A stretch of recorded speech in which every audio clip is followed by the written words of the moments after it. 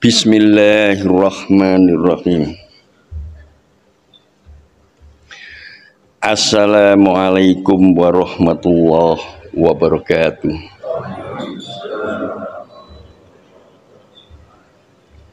Alhamdulillah alladzi khalaqal mauta wal hayata liyabluwakum ayyukum ahsanu amala wa huwal azizul ghafur.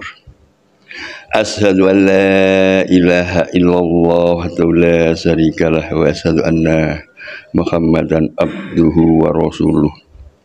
Allahumma shalli wa sallim wa barik ala Muhammad wa ala alihi wa sahbihi ajmain, amma ba'du.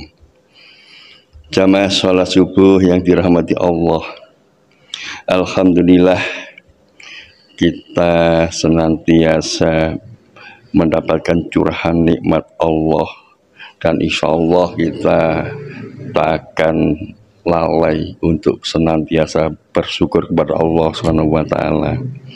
Termasuk hari ini, insya Allah dalam menyongsong hari ini kita awali dengan hal-hal yang positif. Ada yang langsung bangun jam 2:30 atau jam 3, mandi, berwudu, sholat tahajud, sholat qabla subuh langsung berjamaah. Ada yang ambil wudhu langsung ke masjid, ada yang mandi langsung ke masjid. Jadi semua itu niatannya sama, untuk ingin menggapai ridho Allah. Persoalan pahala besar tidaknya itu Allah yang menentukan, dan kita tentu hanya berusaha semaksimal mungkin. Jamaah sholat subuh yang dirahmati Allah, dalam perjalanan kehidupan ini tidak ada seorang manusia pun, seorang anak manusia pun yang terlahir di dunia, yang diturunkan di dunia terlepas dari cobaan dan ujian. Semua pernah dan akan senantiasa mengalami yang dinamakan cobaan dan ujian dalam menapaki kehidupan. Baik itu orang yang beriman maupun orang yang tidak beriman sama sekali, semua akan mengalami cobaan itu.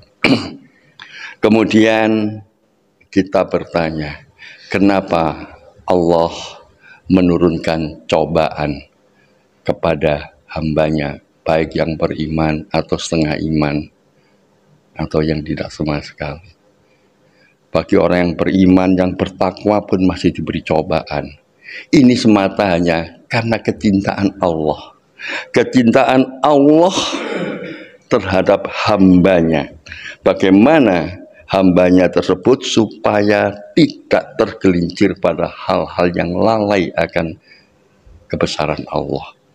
Dengan cobaan itulah maka akan timbul kesabaran bagi orang-orang yang beriman.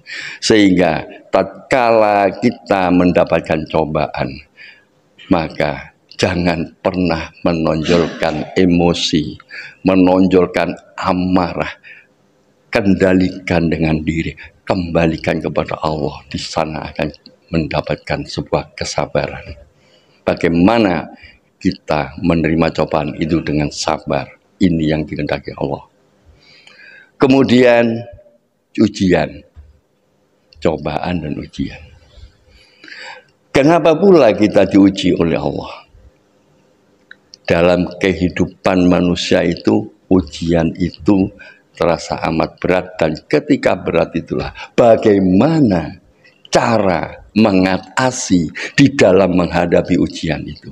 Baik itu ujian kesehatannya, baik itu ujian jabatannya, ujian ekonominya, ujian anak-anaknya, ujian lingkungannya, ataupun ujian-ujian yang lainnya. Kita memahami, tatkala kita diberikan ujian yang dalam bentuk ujian kesengsaraan, kita itu kalau tidak betul-betul menjaga nilai keimanannya, maka mudah sekali tergelincir, Ketauhidan kita mudah, sangat mudah terbelokkan.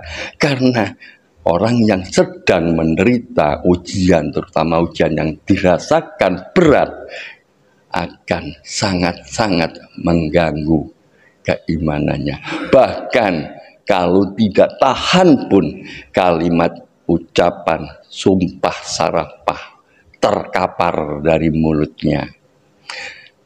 Juga ujian-ujian yang sering dihadapi kalau kita tidak mampu mengatasi dengan cara yang benar sesuai dengan syariat Islam, maka kita akan mudah menjadi orang kufur, mudah menjadi orang yang berbuat syirik dan sebagainya, untuk mengatasinya dengan cara-cara yang instan. Nah, ujian ini diberikan kepada hambanya agar bagaimana tatkala menerima ujian itu, masihkah dalam mengatasinya menjaga bahwa segala sesuatu itu datangnya dari Allah. Pertolongan itu hanya kepada Allah. Kekuatan yang menyembuhkan dari ujian, mengentaskan dari ujian, dan yang memberi ujian itu adalah Allah, sehingga semua dikembalikan kepada Allah. Nilai ketauhidan terjaga. La ilaha illallah hasbunallah wa ni'mal wakil, ni'mal maula wa ni'man nasir. Itu senantiasa tertanam. Kalau sudah demikian, maka kita berarti dalam menghadapi ujian itu lulus, tetap menjaga nilai-nilai keimanan berdasarkan syariat yang ada. Kemudian tahapan bagaimana dalam dada kita akan mampu mengatasi sebuah ujian, maka kita perlu mempelajari apa yang diajarkan oleh Al-Quran dan Al-Hadis, yang akan saya sampaikan secara bersari tak kala waktu saya atau mengisi waktu yang kebetulan khotib atau imamnya tidak hadir. Yang pertama, kita mengimani takdir.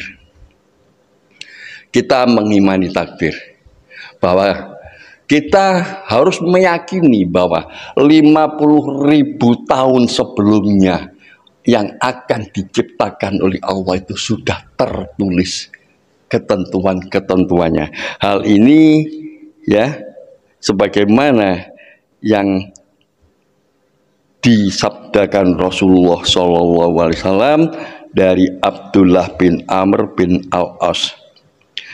Kataballaha maqadiral khalaiki qabla ayyahluqas samawati wal arda bi khamsina alfasana. Allah telah mencatat takdir setiap makhluk sebelum 50.000 tahun sebelum penciptaan langit dan bumi. Hadis riwayat Muslim. Jadi apapun yang terjadi ada dalam diri kita, seisi langit dan bumi ini 50.000 tahun yang lalu sebelum diciptakan itu sudah tertulis. Oleh karena itulah kita jadikan pedoman jika sedang menghadapi sebuah musibah atau ujian, bahwa ini adalah bagian kehidupan yang harus dijalani. Jangan sampai terpeleset ke lembah yang bisa membuat kita putus asa atau kita merugi selamanya tatkala di akhirat kelak. Kemudian Ibnul Qayyim mengatakan, landasan setiap kebaikan adalah jika engkau tahu bahwa setiap yang Allah kehendaki pasti terjadi, dan setiap yang tidak Allah kehendaki tidak akan terjadi. Jadi penguatan ketauhidan kita bahwa hidup kita, mati kita, rezeki kita, jodoh kita, sakit kita, kita diberi kenikmatan, diberi tempat tinggal, bisa memiliki ini semua karena adalah ketentuan Allah. Kita hanya berikhtiar dalam kehidupan ini, tapi semua hakikatnya itu Allah yang menentukan. Ini kita tanamkan di dalam diri kita, sehingga apapun, sebesar apapun cobaan itu tidak membuat diri kita mengalihkan perhatian kepada Allah atau mencari jalan yang instan. Kita tetap kembali kepada Allah dan kita yakin bahwa semua ini dari Allah, dan ini yang harus kita tanamkan dalam diri kita. Kemudian ikhtiar, bagaimana kita memperkuat keimanan dalam menghadapi cobaan dan ujian ini akan kita berikan secara bersambung. Demikian aku qouli hadza wastaghfiru innahu wal ghafurur rahim. Assalamualaikum warahmatullahi wabarakatuh.